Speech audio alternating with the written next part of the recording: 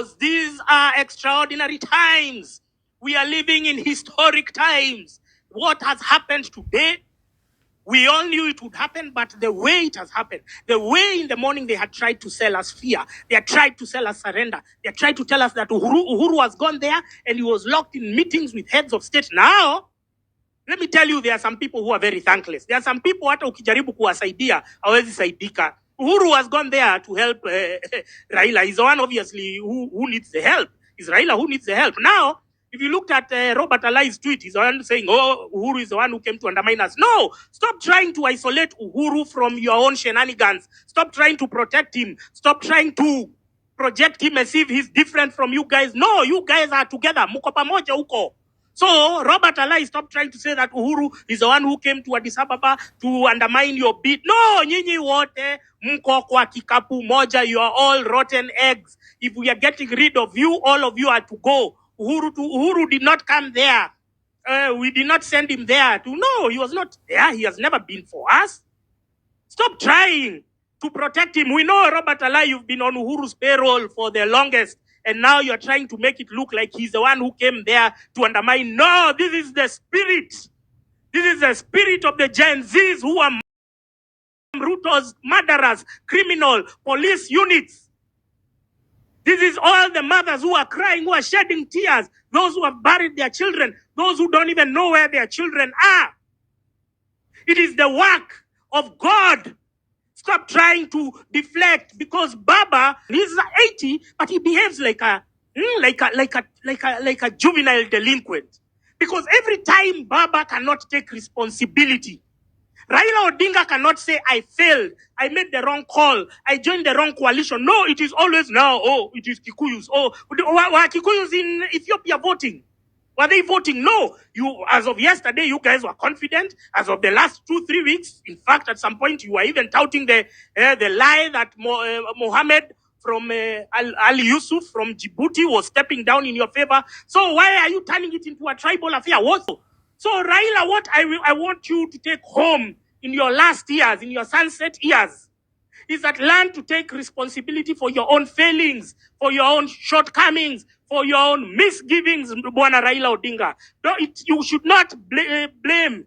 You should not create imaginary blames for people who are unrelated. Us, myself, I told you myself, I want you to fail because me, I am a generational hater. Raila Odinga, I sat with you. I looked at you. We had a long chat. We had a long chat for close to 1 hour. I shot you. I put you on my YouTube. What you told me then, well, because we were discussing about Ruto, about the Kenya Kwisha government, what you told me then and how you flipped the switch a few months later were two different. Because I interviewed you, man. That interview is still on my YouTube channel. If anyone is free, if you go to my YouTube channel at Francis Gaitho, you're going to see I interviewed him. He was very progressive.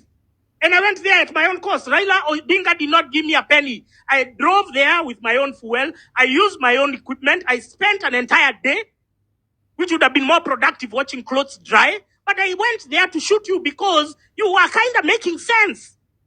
You were kind of, out of the political choices that were, presented to the plenary, you were making sense. And I came there and I gave you views, mad views.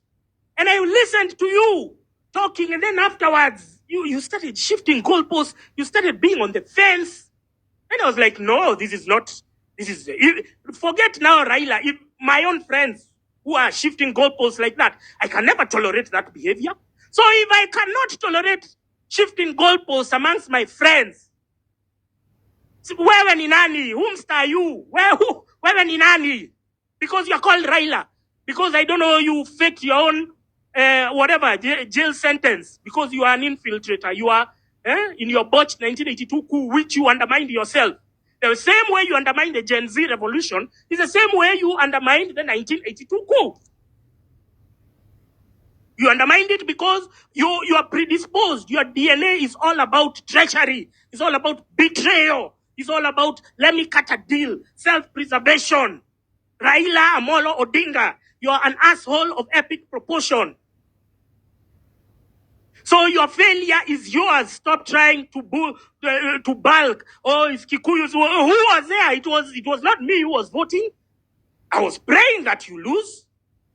I pray hard, and I was manifesting your loss, because how shameless can an old man be that you are profiting from where young kids have died, young kids have fallen, and you are there going and using it as an opportunity to cut your own sleazy deals. You are such a poor negotiator, you didn't even cut yourself a proper deal. You only got, 3-4 cabinet secretaries. You're the one who has given this man legitimacy.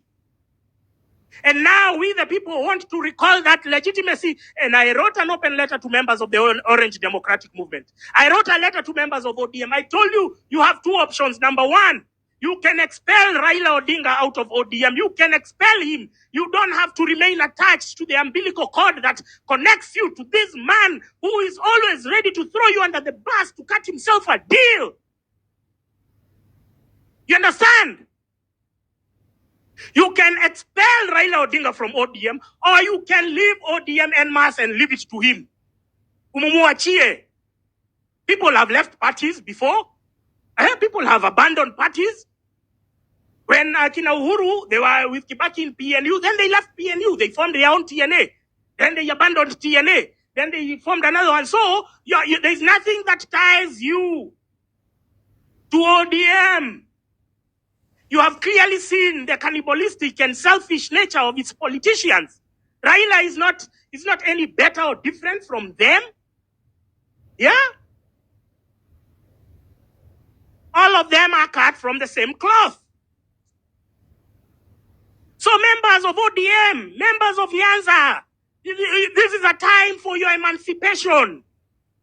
You change should not be resisted. Change should be embraced. However it packages himself. Remember, Raila Odinga has outlived his usefulness. So eventually you are going to map out an exit strategy or, a contingency plan. Eventually it was going to happen. So why not do it now?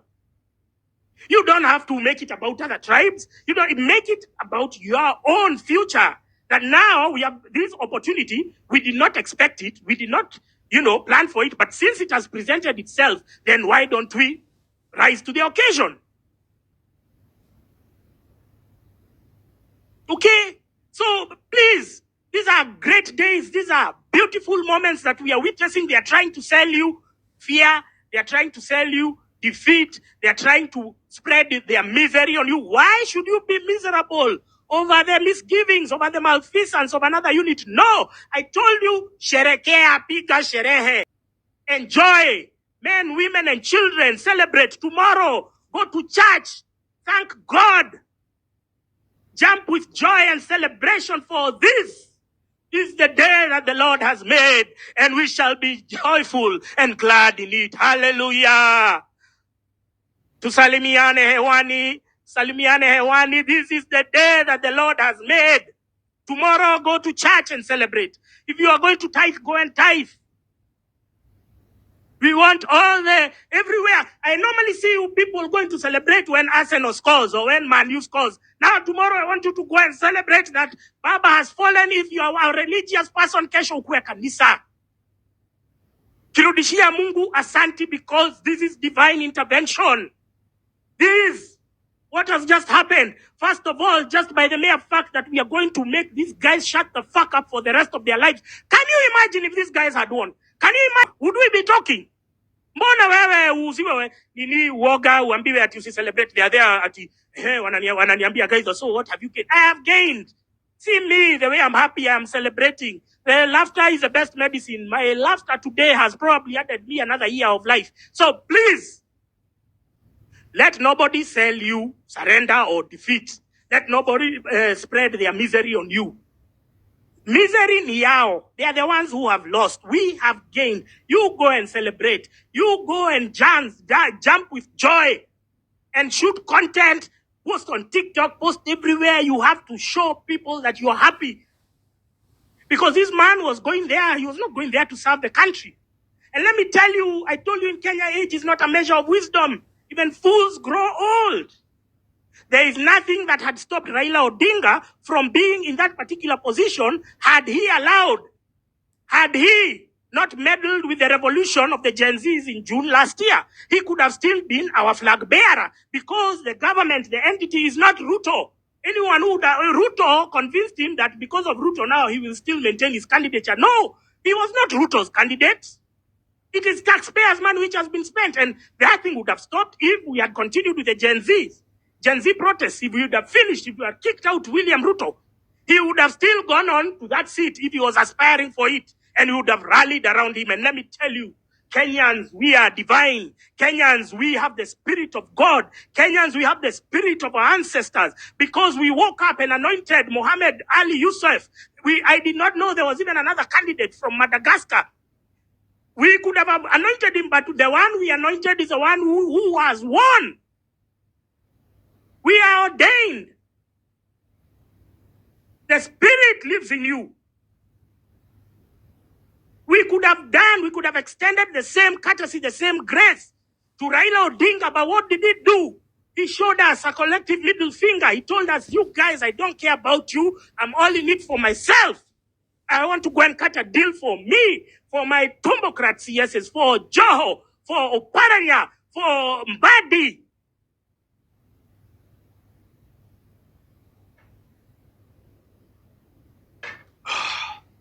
Sorry, my friends. It's getting hot in here. So please, my fellow Kenyans, don't let anyone sell you their misery. Don't absorb somebody else's misery. This is our time. This is your time. They keep on telling you you are the leaders of tomorrow. This is now the opportunity. Now they've been fashioning. They've been saying, oh, Maraga, I don't know, Mtata. No. This was not that opportunity. Those guys could have created their own opportunity, but you can't wait for people to die. You can't wait for people to go to the streets, and then now you come and tell us you want to launch your own presidential bid. You can't. Even though you're called Rigathi Gachagua, we want structural and institutional reform to be overseen by a caretaker government, which will have people from all stakeholders, from all interest groups and all fraternities and everything, all bodies that, specialists and whatnot. We want representation in that place so that we can have an overhaul. We want a fast-track overhaul of the Constitution. We want to insulate so that in the future we don't have EACC being meddled with by the politics. We don't have parliament. We don't have the judiciary. We want everything to be independent. And then afterwards, now you can come and tell us you want to be a president. But if you think you're going to sneak behind the Gen Zs, and then now come and foist your own presidential bid, ukonapanya kwa kichwa David Maraga, ukonapanya kwa kichwa ukiwa Mtata. You have to work. In this world, there is nothing for free.